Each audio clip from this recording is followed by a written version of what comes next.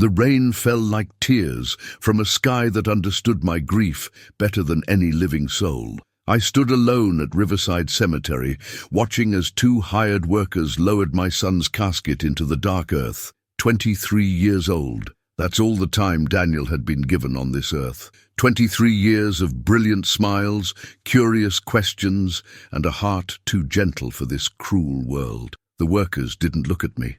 They never do at funerals like this. The small ones, the quiet ones, the ones where only a mother shows up to mourn. I clutched a single white lily in my trembling hand, the stem already wilting from my grip. Where was his father? Where was Richard Coleman, the man who had given Daniel his last name but nothing else that mattered? I knew exactly where he was. Downtown at the Pinnacle Club, probably celebrating another successful merger with his business associates. When I'd called to tell him our son had died, there had been a pause, just 5 seconds of silence, before he'd said, "I have meetings all day, Evelyn. Handle it. Handle it." As if our son's death was just another inconvenience on his calendar, another mess for his wife to clean up while he maintained his pristine public image.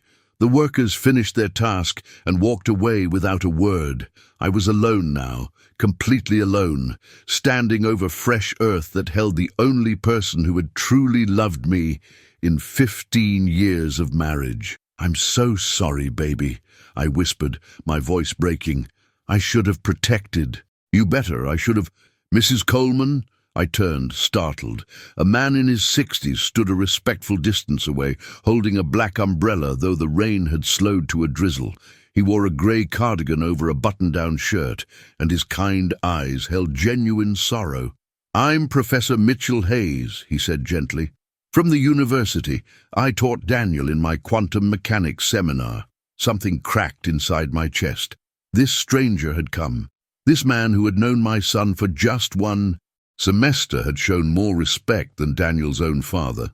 "Thank you for coming," I managed, my voice barely above a whisper. "Daniel, he loved your class. He talked about it constantly." Professor Hayes stepped closer, his expression heavy with something I couldn't quite read. "Ma'am, I'm deeply sorry for your loss. Daniel was extraordinary, truly extraordinary." He paused, seeming to struggle with his next words. "There's something I need to show you. Not here, not now, but soon. When you're ready." I stared at him, confused. "Show me. What do you mean?" "Daniel left something behind, something important." His voice dropped lower. "Something his father doesn't know about." Before I could respond, before I could ask what he meant, he pressed a business card into my hand. "Come to my office at the university, room 447, Sullivan Hall, whenever you're ready." He met my eyes with an intensity that made my heart race. "But Mrs. Coleman, come alone. Don't tell your husband. Daniel made me. Promise." Then he was gone, walking away through the headstones, leaving me standing there with more questions than answers. I looked down at the card in my hand, then at my son's grave. What had Daniel been hiding? I drove home through streets that looked different somehow, as if Daniel's death had changed the very color of the world. Everything seemed muted, drained of life, like an old photograph slowly fading. The Coleman estate sat on 5 acres in Westbrook Heights, the most exclusive neighborhood in the city. Richard had bought it 10 years ago, right after his company went public. "We need to look the part," he'd said. "Success demands the right image." Image. Everything was always about image with Richard. I pulled into the circular driveway, past the manicured gardens and Italian fountain, and felt the familiar weight of this house settle over me like a stone. This wasn't a home.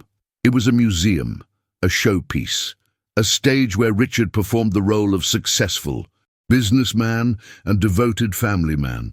Inside, the silence was absolute. Maria, our housekeeper, appeared from the kitchen. Her eyes were red-rimmed. "Mrs. Coleman, I'm so sorry. Daniel, he was such a good boy. I made soup. You need to eat something." "Thank you, Maria," I said softly. "Has Mr. Coleman called?" Her expression tightened. "No, ma'am. Of course not." I climbed the stairs to Daniel's room and stood in the doorway. Nothing had changed. His desk still held his laptop, textbooks, Scattered notes covered in equations I couldn't understand. His walls were covered with posters of space, nebulas, black holes, the universe he'd dreamed of exploring. My brilliant boy, my beautiful, sensitive, misunderstood son. Richard had never understood him. Daniel wasn't aggressive enough, wasn't competitive enough, wasn't hungry the way Richard thought a real man should be. When Daniel had chosen physics over business school, Richard had exploded. Physics? What are you going to do with physics? Teach at some community college? I'm offering you a position at Coleman Enterprises, and you want to study stars. Daniel had stood his ground. I want to understand the universe, Dad. I want to contribute something meaningful to human knowledge. Meaningful? Richard had laughed, cruel and cold. You want meaningful? Money is meaningful. Power is meaningful. Everything else is just fantasy. That was 2 years ago. Richard had barely spoken to Daniel since, and now he was gone. I sank onto Daniel's bed, clutching his pillow, breathing in the faint scent of his cologne. The grief was a physical thing, a crushing weight on my chest that made it hard to breathe. That's when I heard the front door slam. Richard's voice echoed through the house, loud and irritated. "Evelyn, where the hell are you?" I didn't move, didn't answer. His footsteps pounded up the stairs. He appeared in Daniel's doorway, still wearing his expensive suit, his tie loosened, smelling of scotch and cigars. "What are you doing in here?" he demanded. I looked at him, really looked at him, and wondered how I'd ever loved this man. His face was harder now than when we'd met, all sharp angles and cold eyes. Success had made him cruel. "Mourning our son," I said quietly. Richard grimaced. "It's been dealt with, Evelyn. The funeral's done. Time to move forward." "Dealt with?" The words came out sharper than I intended. "He was your son, Richard. Our son. He was weak," Richard snapped, "just like you. And now..." He stopped himself, seeming to realize he'd gone too far, but the damage was done. The words hung in the air between us like poison. "Get out," I said, my voice trembling. "Get out of this room." Richard's jaw clenched. For a moment, I thought he might argue. Then he turned and walked away, his footsteps fading down the hall. I looked down and realized I was still holding Professor Hayes's business card crumpled in my fist. "Come to my office. Whenever you're ready. Come alone." What had Daniel left behind? 3 days later, I stood outside Sullivan Hall at Westbrook University. I hadn't told Richard where I was going. I'd simply left the house while he was on a conference call, driving across the city with Professor Hayes's card clutched in my hand. The university was beautiful in autumn. Students walked between buildings, carrying coffee and textbooks, alive with the energy of possibility. Daniel had loved it here. This place had been his sanctuary, the one place where his brilliance was celebrated instead of dismissed. Sullivan Hall was an older building, all brick and ivy, with narrow hallways that smelled of chalk and old books. I climbed to the 4th floor, my heart pounding with each step. Room 447, Professor Mitchell Hayes. I knocked softly. "Come in," a gentle voice called. Professor Hayes looked up from his desk as I entered. His office was cramped but comfortable, filled with books, papers, and photographs of nebulas and galaxies. A small telescope stood by the window. "Mrs. Coleman." He stood immediately, gesturing to a chair. "Thank you for coming. I know this must be difficult." I sat, my hands folded tightly in my lap. "You said Daniel left something behind, something important." Professor Hayes studied me for a long moment, as if deciding how to begin. Then he reached into his desk drawer and pulled out a flash drive. "Daniel was working on something remarkable," he said quietly. "A theoretical framework that could revolutionize quantum computing.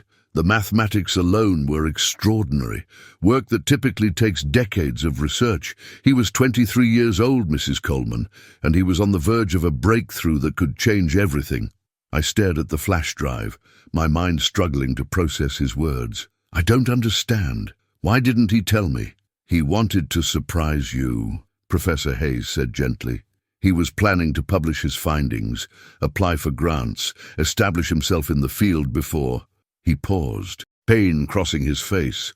Before telling his father, he knew your husband would try to control it, monetize it, turn it into something commercial. The truth of those words hit me like a physical blow. Of course, Daniel had hidden it. Richard would have destroyed something so pure, so beautiful, by turning it into just another business deal. But there's more, Professor Hayes continued, his voice dropping lower. Daniel also left something else on this drive. Documentation. Evidence. He met my eyes directly. Mrs. Coleman, did you know your husband's company is under investigation for securities fraud? My world tilted. What? Daniel discovered it accidentally while doing research for a case study. He found patterns in Coleman Enterprises' financial reports. Irregularities that didn't make sense. Being Daniel, he couldn't let it go. He dug deeper. Professor Hayes leaned forward. Your husband has been manipulating stock prices through insider trading and false reporting. The SEC has been investigating for 6 months. Daniel compiled all the evidence and was planning to... When? I interrupted, my voice barely a whisper. When did he find this? 3 weeks ago. 3 weeks ago. Right before Daniel died. My son had died in a car accident. Single vehicle late at night on a road he'd driven 1,000 times. The police said he'd lost control, hit a tree. They'd found no evidence of alcohol or drugs. But now, sitting in this office, holding a flash drive that contained evidence against one of the city's most powerful businessmen, I felt ice spreading through my veins. Professor Hayes, I said slowly, carefully, do you think Daniel's death was really an accident? The professor's silence was answer enough. I don't have proof, he finally said. But Daniel called me the night before he died. He was scared, Mrs. Coleman. He said someone had been following him. He said he'd received threats, warnings to stop digging. He said, his voice cracked. He said if anything happened to him, I should give you this drive, that you'd know what to do with it. My hands were shaking as I took the flash drive. The small piece of plastic felt impossibly heavy, weighted with my son's legacy and possibly the truth about his death. There's one more thing, Professor Hayes said softly. He pulled out a sealed envelope. He wrote you a letter. I took it with trembling fingers. Daniel's handwriting on the front. For Mum. Take your time, the professor said, standing. I'll give you privacy. But Mrs. Coleman, be careful. If your husband knew what was on that drive... He didn't finish the sentence. He didn't need to. When the door closed behind him, I sat alone in the quiet office, holding my son's final words. With shaking hands, I opened the envelope. Dear Mom, if you're reading this, something has happened to me. I hope I'm wrong. I hope I'm being paranoid and dramatic, and someday we'll laugh about the fact that I wrote this letter for no reason. But I don't think I'm wrong. I've discovered something about Dad, about his company, that I can't ignore. I know you think I chose physics to escape him, and maybe you're right. But the truth is, I chose it because I wanted to believe in something pure, something that couldn't be corrupted by greed or ambition or lies. Physics doesn't lie, Mom. Numbers don't lie. And the numbers in Dad's company are screaming the truth, that he's built an empire on fraud. I know what you're thinking. You're thinking I should have come to you immediately, but I couldn't. Not yet. Because I know you, Mom. I know how kind you are, how much you try to see the good in people, even in Dad. You would have confronted him.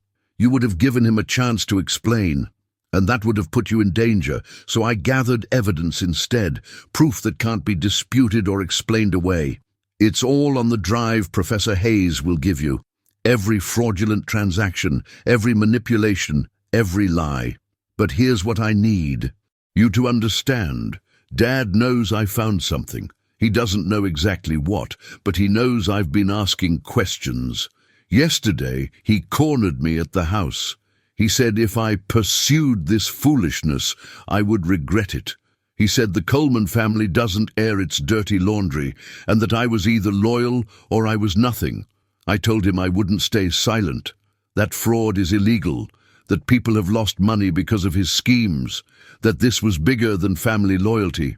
He looked at me with such cold hatred, Mom, like I was a stranger, like I was an enemy. I'm scared, not for myself. I made my choice when I started digging. I'm scared for you, because if something happens to me, you'll be alone with him. and I don't know what he's capable of anymore. This is why I'm writing this letter. This is why I'm leaving you the evidence.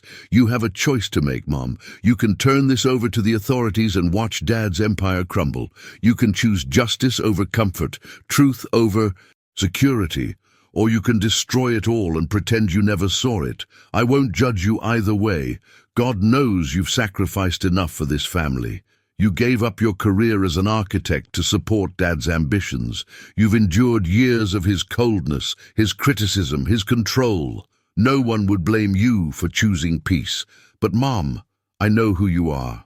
I know the woman who used to draw beautiful buildings and dream of structures that could touch the sky. I know the mother who taught me to stand up for what's right even when it's hard. That woman is still in there, even if Dad has tried to bury her. Whatever you decide, know this: you are stronger than you think. You are braver than you know. And you deserve so much more than the life you've been living. I love you, Mom. I've always loved you. Be careful, be smart. And whatever you do, don't let him know what you have until you're ready. Your son, Daniel. The letter fell from my hands. I couldn't breathe, couldn't think.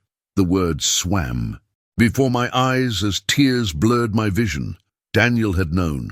He'd known he was in danger, and he'd tried to protect me anyway. He'd gathered evidence, documented everything, left me the tools to bring Richard down, all while knowing it might cost him his life. And it had. My son was dead because he'd tried to do the right thing, because he'd stood up to his father, because he'd refused to be complicit in Richard's corruption. I thought about the police report. Single vehicle accident. No evidence. Of foul play. Case closed. But what if it wasn't an accident? What if Richard had... No. I couldn't let myself go there, not yet, not without proof. But I could do what Daniel had asked me to do. I could be strong. I could be brave. I could make Richard pay for every moment of cruelty, every dismissive word, every time he'd made our brilliant, beautiful son feel worthless. Professor Hayes knocked softly before entering. He took one look at my face and understood. "What do you need?" he asked. Simply. I wiped my eyes, squared my shoulders, and met his gaze. "I need to know everything," I said, my voice steady despite the fury building in my chest. "Every detail Daniel found, every crime Richard committed. And then I need your help bringing him down." Professor Hayes smiled sadly. "Daniel said you'd say that." He sat down at his computer. "Let's get started, Mrs. Coleman. We have work to do." For the next 2 weeks, I lived a double life. By day, I was Evelyn Coleman, dutiful wife, playing my role perfectly. I attended charity luncheons. I smiled at Richard's business associates. I ran the household with quiet efficiency. By night, I became someone else entirely. Professor Hayes and I met in his office after hours, going through Daniel's files line by line. My son had been meticulous. Every document was dated, sourced, cross-referenced. He'd built an airtight case against Richard, documenting 3 years of systematic fraud. The schemes were complex, but Daniel had broken them down into clear, understandable patterns. Richard had been inflating Coleman Enterprises' value through false revenue reports, manipulating quarterly earnings to keep stock prices high. He'd been using insider information to make strategic trades through shell companies. He'd even set up fake vendor contracts to funnel money into personal accounts, millions of dollars. That's what Richard had stolen from investors, from employees, from pension funds. "Your husband is brilliant," Professor Hayes said one night, his voice heavy with disgust. "Brilliant and completely immoral. This level of fraud requires sophisticated knowledge of both finance and law. He knew exactly what he was doing and exactly how to hide it." I stared at the spreadsheets on the screen, feeling sick. How did Daniel figure this out? "He was smarter than his father," the professor said simply. "Richard built these schemes assuming no one would look at the math deeply enough to see the patterns. But Daniel saw patterns everywhere. It's what made him such a gifted physicist. He could see the truth hidden in numbers." We worked in silence for a while, the office lamp casting long shadows. Outside, the university was quiet, most students already gone for the night. "Mrs. Coleman," Professor Hayes finally said, "I need to ask you something difficult." I looked up from the documents. "Do you think your husband killed Daniel?" The question hung in the air between us. I'd been avoiding it, pushing it away. Every time it surfaced in my mind. But now, surrounded by evidence of Richard's crimes, I couldn't hide from it anymore. "I don't know," I whispered, "but I think he's capable of it. And that's enough." Professor Hayes nodded slowly. "If we report this to the SEC, there will be an investigation. Richard will be arrested, but we have no proof about Daniel, only suspicion. It's possible he'll never face consequences for that. Unless," I said slowly, an idea forming, "we make him confess." The professor leaned forward. "What do you mean?" I thought of Richard's arrogance, his absolute certainty that he was smarter than everyone else. I thought of how he'd dismissed Daniel, how he'd underestimated our son at every turn. He'd underestimated me, too. "Richard thinks I'm weak," I said. "He thinks I'm too afraid to leave him, too dependent to survive on my own. He thinks I'm just another piece of property he acquired, like the house, like the cars, like everything else he owns." "But," Professor Hayes prompted. "But he's wrong." I met his eyes. "Before I married Richard, I was Evelyn Morrison. I had a degree in architecture from Columbia. I'd won awards for my designs. I had job offers from major firms." My voice grew stronger. "I gave it all up because Richard said a wife's place was supporting her husband's career. I believed him. I believed that his success was our success, that his dreams mattered more than mine." I stood, pacing the small office. "I've spent 15 years being invisible, being silent, being exactly what he wanted me to be. But that person, that real Evelyn Morrison, she's still here, and she's done being quiet." Professor Hayes was watching me with growing respect. "What's your plan?" I smiled, and it felt dangerous. "I'm going to do exactly what Daniel did. I'm going to gather evidence, not just about the fraud, about everything. Richard's affairs, his business dealings, his secrets. And then I'm going to give him a choice. Confess what he did to Daniel, or watch everything he's built burn to the ground." "That's risky," the professor warned. "If he suspects what you're doing—" "He won't," I interrupted, "because I'm going to play the role perfectly. The grieving mother, the submissive wife. He'll never see it coming." I looked at Daniel's files, at my son's careful work, his brilliant mind laid out in spreadsheets and documents. "Richard taught me something," I said softly. "He taught me that image is everything, that perception is power. Well, I'm about to show him exactly what happens when the image cracks and everyone sees what's underneath." Professor Hayes stood, extending his hand. "Your son would be proud of you, Mrs. Coleman." I shook his hand firmly. "Call me Evelyn, and thank you, Mitchell, for everything." As I drove home that night, I felt something I hadn't felt in years. Purpose. My son was gone. I couldn't bring him back, but I could honor his memory by finishing what he started, and I could make sure Richard Coleman faced justice for his crimes, for his cruelty, and for the brilliant life he'd stolen from our son.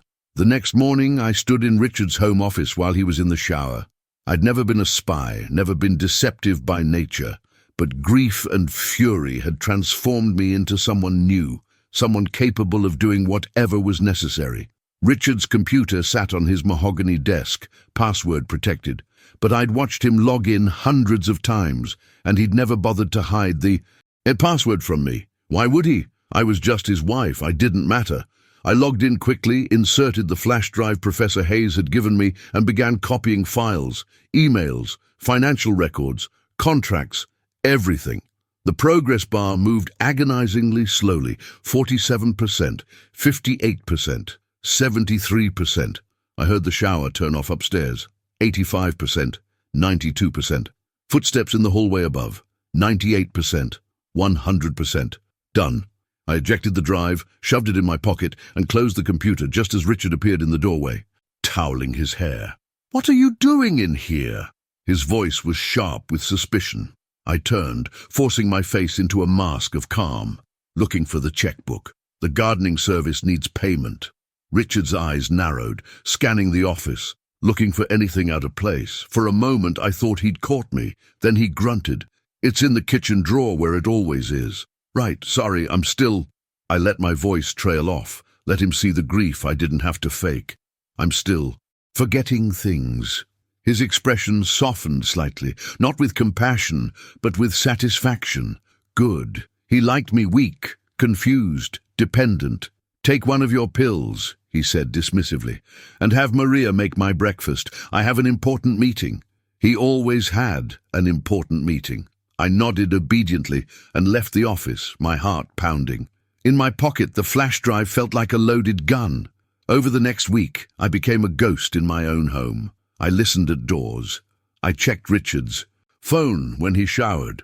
I went through his suits, his briefcase, his car, and I found things, so many things. Text messages to his mistress, a woman named Veronica who worked at his company, evidence of a second set of books he kept in a safe deposit box, contracts with offshore accounts, communication with a private investigator Richard had hired to follow Daniel in the weeks before his death. That last discovery made me physically ill. I barely made it to the bathroom before vomiting. Richard had been having Daniel followed. He'd known every move our son made, every person he talked to, every place he went, including possibly that final night when Daniel's car had accidentally crashed into a tree. I sat on the bathroom floor, trembling, the investigator's reports clutched in my hands. There was no direct evidence of murder, no smoking gun, but the implications were clear. Richard had been monitoring Daniel because he saw our son as a threat, and Richard eliminated threats. "Evelyn?" Maria knocked softly on the door. "Are you okay? You look very pale." I composed myself, splashed water on my face, and opened the door. Maria stood there with concern etched in every line of her face. "Maria," I said quietly, "how long have you worked for this family?" 12 years, Mrs. Coleman. "And in that time, have I ever been anything but kind to you?" Her eyes filled with tears. "You have been nothing but good to me. You and Daniel, you are the only good ones in this house." I took her hand. "Then I need you to trust me. In the next few weeks, things are going to get very difficult. Mr. Coleman may become angry. He may try to make you lie for him. I need you to promise me something. Whatever happens, tell the truth. Always tell the truth." Maria squeezed my hand. "What is happening?" "Justice," I said simply. "Justice for Daniel." Understanding dawned in her eyes. She nodded once firmly. "I will tell the truth, always." That evening Richard came home late, smelling of expensive perfume that wasn't mine. He barely looked at me as he poured himself a scotch. "I'm going to Chicago tomorrow," he announced. 3 days. Business deal. I knew what business deal meant. It meant Veronica would be on that trip. It meant hotel rooms and champagne and the pretense of legitimate work. "Okay," I said quietly. "Have a safe flight." He looked at me strangely then, as if my obedience was somehow suspicious. "You're being very calm about this." "About what?" I met his eyes, my face blank. "About nothing. Never mind." He finished his drink. "I'll be back Friday." After he left the next morning, I sat in the silent house and pulled out my phone. It was time to start making calls. First, I called my old friend Jennifer, who had become a senior partner at a top law firm. We hadn't spoken in years. Richard had slowly isolated me from all my friends, but she answered on the second ring. "Evelyn? My God, I heard about Daniel. I'm so sorry. I tried to call, but—" "Richard screened all my calls," I said. "Jennifer, I need a lawyer, a really good one, and I need to know that everything I tell you stays confidential." There was a pause. Then, "Are you finally leaving him?" "It's complicated. Can we meet?" "I'll clear my schedule. Come to my office at 2. Next, I called a journalist I'd read about who specialized in corporate fraud investigations. Then I called a private investigator who'd been recommended by Professor Hayes. By the time Richard's plane landed in Chicago, I had assembled a team, and we were ready to dismantle his empire brick by brick. Jennifer Wu's office was on the 40th floor of the Prescott Tower, with floor-to-ceiling windows overlooking the city. She'd aged gracefully in the years since I'd seen her, a few more lines around her eyes, but the same sharp intelligence and fierce determination that had made her one of the city's top attorneys. "Talk to me," she said, closing the door behind us. "And don't leave anything out." I told her everything. Daniel's discovery of the fraud, the suspicious car accident, Richard's cruelty and control, the evidence we'd compiled, my plan to force a confession. Jennifer listened without interrupting, her expression growing darker with each revelation. When I finished, she sat back in her chair and steeped her fingers. "Evelyn, I'm going to be blunt with you. If even half of what you're telling me is true, your husband is going to prison for a very long time. The fraud alone is enough." "But," she leaned forward, "we need to be strategic about this. Richard Coleman has powerful friends. He has expensive lawyers. If we come at him carelessly, he'll slip through our fingers. What do you recommend? We build an airtight case first. We don't just go to the SEC. We go to the FBI. Securities fraud at this level is a federal crime. We coordinate with them to ensure everything is done properly, legally, so nothing can be thrown out on a technicality." She paused. "And we need to protect you. If Richard suspects what you're planning, you could be in danger." "I know." "Do you?" Jennifer's voice was sharp.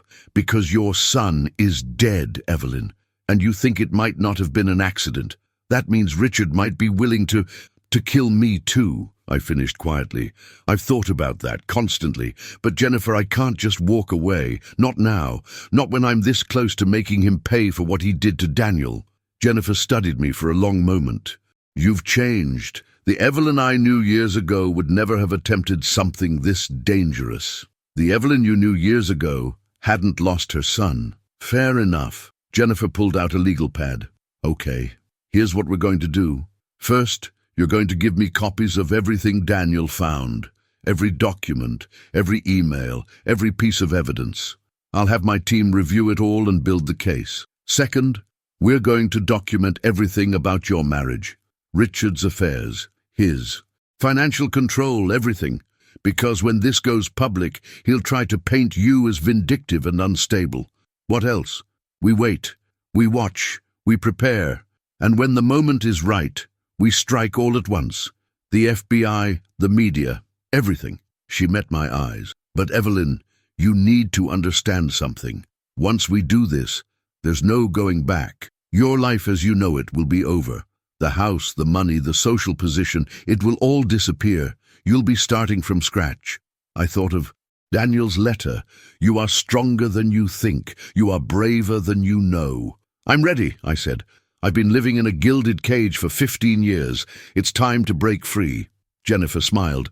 "Then let's burn it all down." Over the next 2 weeks, we worked in secret. Jennifer's team reviewed every document, cross-referencing Daniel's findings with independent sources. The private investigator I'd hired followed Richard in Chicago, documenting his affair with Veronica. A forensic accountant went through Coleman Enterprises' finances with a microscope. And slowly, methodically, we built a case that was absolutely damning. Richard returned from Chicago on Friday, smug and relaxed. He barely acknowledged my presence, treating me like furniture in my own home. But I watched him differently now. I saw the monster behind the expensive suits and charming smile. I saw the man who had destroyed our son's confidence, piece by piece, year by year, the man who had possibly ordered Daniel's death to protect his own secrets. And I felt nothing but cold determination. "I'm hosting a dinner party next Saturday," Richard announced one evening. "Important clients. I need you to plan everything perfectly. Can you manage that?" The old Evelyn would have nodded meekly. The new Evelyn smiled. "Of course, darling. I'll make sure it's a night no one will forget." Richard looked at me strangely, as if sensing something different in my tone. But then he shrugged and went back to his phone. He had no idea that I'd just agreed to host his last supper, because next Saturday, at Richard Coleman's carefully planned dinner party, with all his important friends and business associates watching, I was going to expose him for exactly what he was. And I was going to do it with Daniel's evidence, Daniel's courage, and Daniel's brilliant mind guiding me every step of the way. The dining room of the Coleman estate had never looked more beautiful. I'd spent all day preparing, directing, Maria and the catering staff, arranging flowers, setting the table with our finest china. Crystal chandeliers cast warm light over everything, and soft classical music played in the background. It was perfect, absolutely perfect, the kind of perfection Richard demanded for his image. The guests began arriving at 7. Marcus Fieldstone, Richard's business partner, James Chen, a major investor, Catherine Worthington, who sat on 3 corporate boards, David Reeves, a city councilman, and more, 12 people in total, all powerful, all influential, all carefully cultivated by Richard over years of strategic networking. He greeted them with his trademark charm, playing the role of gracious host. Beside him, I played my role too, the elegant wife, smiling and quiet, making sure everyone's glass was full. Richard had no idea that hidden in my designer dress was a flash drive. That concealed beneath my calm expression was a fury that could burn his world to ashes. Veronica was there, too. Richard had introduced her as a valued member of my executive team. She wore a red dress that was just slightly too tight, too low-cut for a professional dinner. Her eyes kept finding Richard's across the room. I watched them with detached interest, wondering if she knew what kind of man she'd gotten involved with. Probably not. Richard was excellent at hiding his true nature. Dinner was served at 8.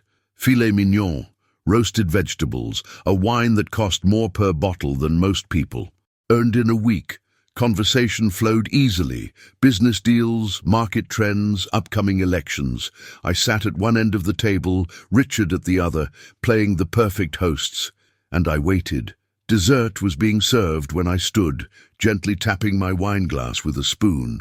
The conversation died away as everyone looked at me. "I hope you'll all forgive me for interrupting," I said, my voice steady.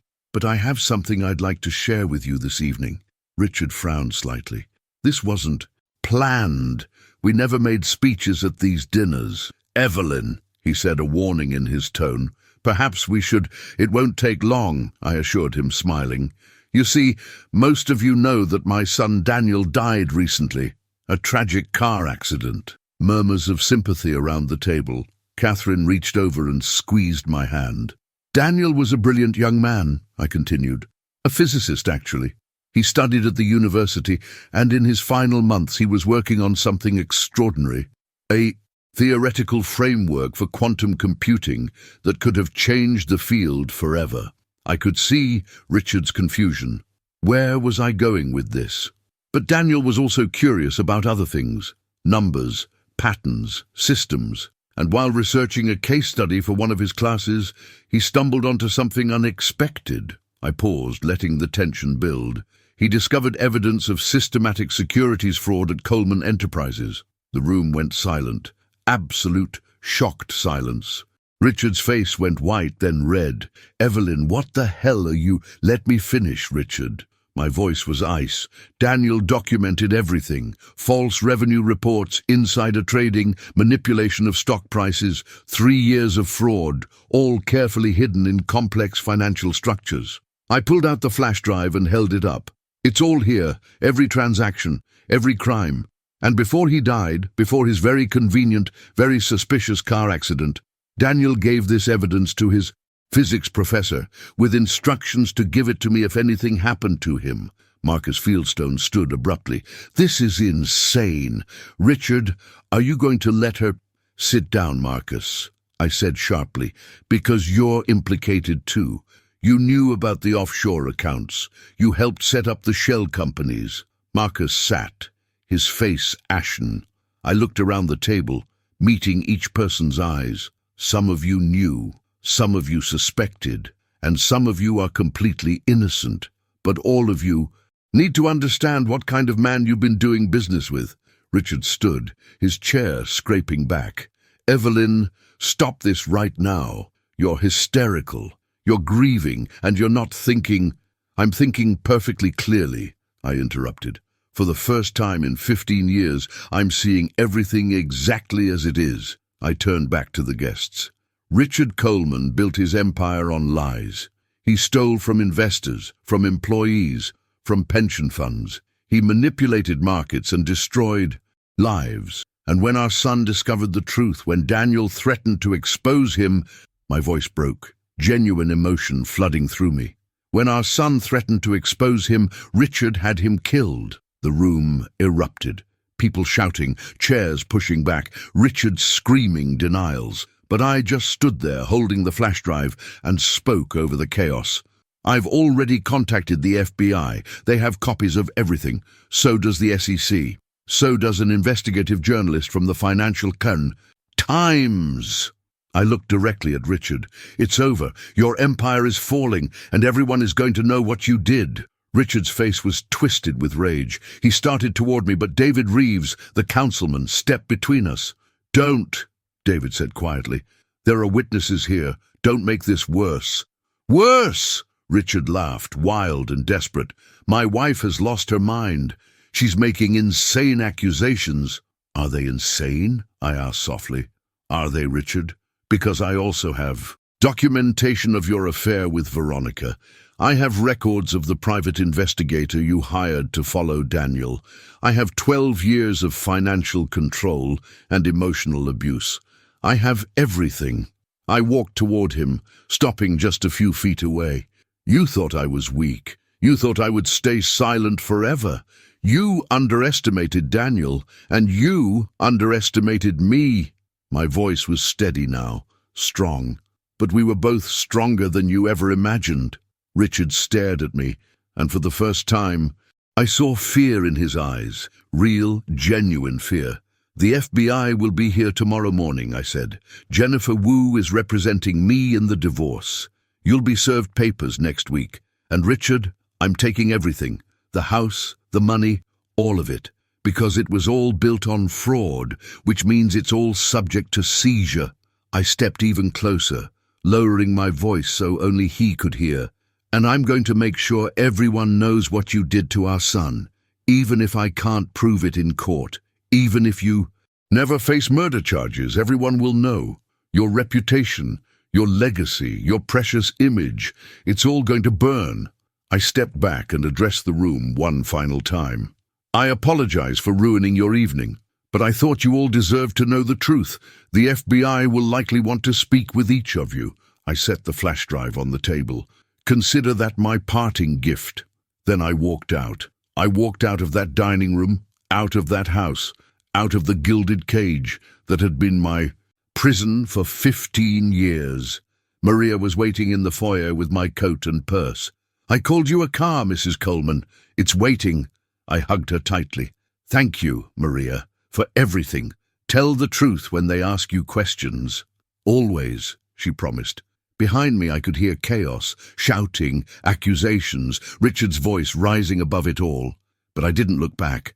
I got in the car and drove away, toward a future that was uncertain and terrifying and absolutely free. The next 3 months were a storm of legal proceedings, media frenzy, and systematic destruction. The FBI arrested Richard at his office, leading him out in handcuffs in front of his employees and the press that had mysteriously been tipped off. The image, proud Richard Coleman in handcuffs, his face a mask of fury and fear, was on the front page of every newspaper in the city. The investigation moved quickly. With Daniel's meticulous documentation as a roadmap, federal investigators unraveled years of fraud. Marcus Fieldstone turned state's evidence, hoping for a reduced sentence. Other executives followed. The whole corrupt structure collapsed like a house of cards. Coleman Enterprises' stock plummeted. The company entered bankruptcy. Investors filed lawsuits. Employees lost jobs. I felt guilty about that last part, the innocent people hurt by the revelations. But Jennifer reminded me that it wasn't my fault. Richard built this on lies. The collapse was always inevitable. You just accelerated the timeline. The divorce was brutal. Richard's lawyers tried every tactic, claiming I'd stolen the evidence illegally, painting me as mentally unstable, attempting to freeze all assets. But Jennifer was better. She systematically dismantled every argument, and the judge, who'd read the FBI's findings, showed no sympathy for Richard's situation. The settlement gave me the house, half of what remained after asset seizures, and a substantial portion of Richard's legitimate investments. It was more money than I'd ever need, even after lawyer fees. But the money didn't matter. What mattered was justice. And on that front, something unexpected happened. 6 weeks after Richard's arrest, I received a call from Detective Sarah Morrison of the State Police. She asked if I could come to her office. When I arrived, she was waiting with a thick file folder. "Mrs. Coleman," she said, "I've been reviewing your son's case. The original investigation was cursory at best. Single vehicle accident, case closed. But given everything that's come out about your husband, I decided to take another look." My heart began to pound. We examined the wreckage more carefully. We also subpoenaed records from the private investigator Richard hired to follow Daniel. She opened the folder. "Mrs. Coleman, the investigator kept detailed logs. On the night of Daniel's accident, he was following your son. His log shows that another vehicle, a black SUV, was also following Daniel." She pulled out photographs. Enhanced. Images from traffic cameras, grainy but clear enough. We traced the SUV to a company that provides security services, essentially hired muscle for people with money. And we found something interesting in their financial records. A payment of $50,000 from one of Richard's shell companies, dated 2 days before Daniel's death. I couldn't breathe, couldn't speak. "We can't prove murder," Detective Morrison said gently. "The evidence is circumstantial. The driver of that SUV has disappeared, probably fled the country. But Mrs. Coleman, I believe your son was killed, and I believe your husband ordered it." Tears streamed down my face. "Can you arrest him for it? The DA is reviewing the case. With everything else Richard is facing, with his credibility destroyed, there's a chance. It's not guaranteed, but there's a chance." I left the police station and drove directly to Riverside Cemetery. I hadn't been back since the funeral, couldn't bear it. But now I walked through the gates and found Daniel's grave. Someone, probably Professor Hayes, had placed flowers there recently. I knelt on the grass and placed my hand on the headstone. "I did it, baby," I whispered. "I've finished what you started. Your father is going to prison. Everyone knows the truth. And there's a chance, just a chance, that he'll face justice for what he did to you, too." The wind rustled through the trees, and for a moment I could almost hear Daniel's voice, gentle and proud. "I knew you could do it." "Mom, I miss you so much," I said, my voice breaking. "Every single day, but I promise you, I'm going to live now. Really live, the way you wanted me to, the way I should have all along." I stayed there for an hour, talking to my son, feeling closer to him than I had since his death. When I finally stood to leave, I felt lighter, as if some burden I'd been carrying had finally been lifted. 8 months after Richard's arrest, I stood in the lobby of the newly renamed Daniel Coleman Center for Advanced Physics at Westbrook University. The building had been funded by the settlement money, designed according to my old architectural plans that I'd pulled from storage and revised. It was beautiful, all glass and light, with spaces for collaboration and quiet corners for intense focus. Exactly the kind of place Daniel would have loved. Professor Mitchell Hayes stood beside me, tears in his eyes. He would have been so proud of this. "Of you." I squeezed his hand. "We did this together." The center would house research in quantum computing, with a specific focus on continuing Daniel's work. Professor Hayes had assembled a team of young researchers, all as brilliant and passionate as my son had been. On the main wall, a bronze plaque read, "In memory of Daniel Coleman, 2001 to 2024.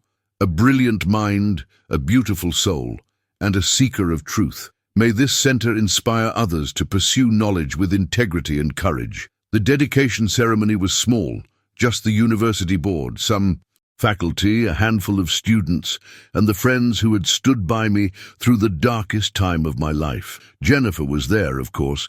She'd become more than my lawyer. She'd become my closest friend again, helping me navigate not just the legal battles, but the emotional ones too. "How are you doing?" she asked as we stood together after the ceremony. "I'm good," I said, and meant it. I'm really good. And I was. The nightmares had faded. The crushing grief had softened into something gentler, still painful, but bearable. I'd started therapy, started reconnecting with old friends, started sketching new building designs late at night, started living again. Richard's trial was set to begin in 2 months. The DA had ultimately decided to pursue charges related to Daniel's death, though they'd warned me the case was difficult. But even if he wasn't convicted of murder, Richard was facing decades in prison for the fraud charges alone. He'd tried to reach me several times from jail. Letters I returned unopened, calls I refused to accept. There was nothing left to say to him. Veronica had testified against him, hoping to save her own career. She'd lost her job anyway. I felt a moment of pity for her, but only a moment. She'd made her choices. As the sun set that evening, casting golden light through the center's windows, Professor Hayes found me standing alone in what would become the main research lab. "Daniel left something else," he said quietly. "Something I've been waiting for the right moment to give you." He handed me a small notebook, the kind Daniel used to carry everywhere, filling it with equations and observations and random thoughts. I opened it with trembling hands. The last entry was dated the day before he died. Sometimes I wonder if truth is worth the price we pay for it, if standing up for what's right matters when the person you're standing against is your own father. But then I remember Mom, how she sacrificed her dreams for his, how she's lived in silence for so many years, how brave she is, even though she doesn't see it in herself. If I don't do this, if I don't expose him, then her sacrifice means nothing. Then his control wins. Then the lies continue forever. So yes, truth is worth it. Because maybe, just maybe, if I'm strong enough to stand up to him, she'll find the strength to do the same. And maybe we'll both finally be free. I closed the notebook and held it to my chest, tears streaming down my face. He knew, I whispered. He knew what it would cost him, and he did it anyway. For me, he loved you, Professor Hayes said gently, and he believed in you. He knew exactly what you were capable of. I looked around the research center, this beautiful space that would carry my son's name and legacy forward. This place where brilliant minds would gather to push the boundaries of human knowledge. This testament to truth and integrity and courage. He was right, I said softly. We're both free now. Epilogue. 1 year later, I stood in front of a new building I'd designed, an affordable housing complex that incorporated sustainable technology and community spaces. It was my first major project since returning to architecture, and it had just won a regional design award. Richard had been sentenced to 23 years in federal prison, 23 years, one for each year of Daniel's life. The poetry of it wasn't lost on me. He'd never been convicted of Daniel's murder, but the judge had made it clear, during sentencing, that he believed Richard was responsible. "You are a man who destroyed everyone around you," the judge had said. "Your son, your wife, your employees, your investors. You leave behind nothing but wreckage." I hadn't attended the sentencing. I didn't need to see Richard's face anymore. I'd already taken back my power. Instead, I'd spent that day at the Evelyn Coleman Center, talking with young researchers about their projects, watching them light up with the same passion my son had possessed. Now, standing in front of my new building, I thought about everything that had happened, the grief, the fury, the justice, the slow, painful process of rebuilding a life from scratch. It hadn't been easy. Some days I still woke up crying, reaching for the son who would never come home. Some days I doubted every choice I'd made, but I was free, truly free, and I was using that freedom to create things that mattered, to help people, to live with integrity and purpose. Daniel had given me that. His courage had sparked my own. His death had somehow impossibly given me back my life. I pulled out my phone and looked at my favorite photo of Daniel, 16 years old at the science fair, grinning with pride over some project I'd never fully understood. His eyes were so bright, so full of hope and possibility. "I love you, baby," I whispered to the photo. "I'm living for both of us now, and I promise I'm making it count." The wind picked up, carrying the scent of autumn. Leaves. And I could have sworn I heard my son's voice one more time. "I'm proud of you, Mom." I smiled through my tears. I'm proud of us too. Dear reader, thank you for taking this journey with me. If this story touched your heart, if Evelyn's courage inspired you, if Daniel's memory moved you, please take a moment to leave a comment below. Tell me your thoughts. Share your own stories of finding strength in darkness. And if you believe that truth matters, that justice is worth fighting for, that no one should suffer in silence, hit that like button and subscribe to this channel, because we all have an Evelyn inside us. We all have the power to break free from whatever imprisons us. We all deserve to live with dignity, purpose, and truth. Remember, you are stronger than you think, you are braver than you know, and you deserve a life that honors who you truly are. Until next time, stay strong, stay true, stay free.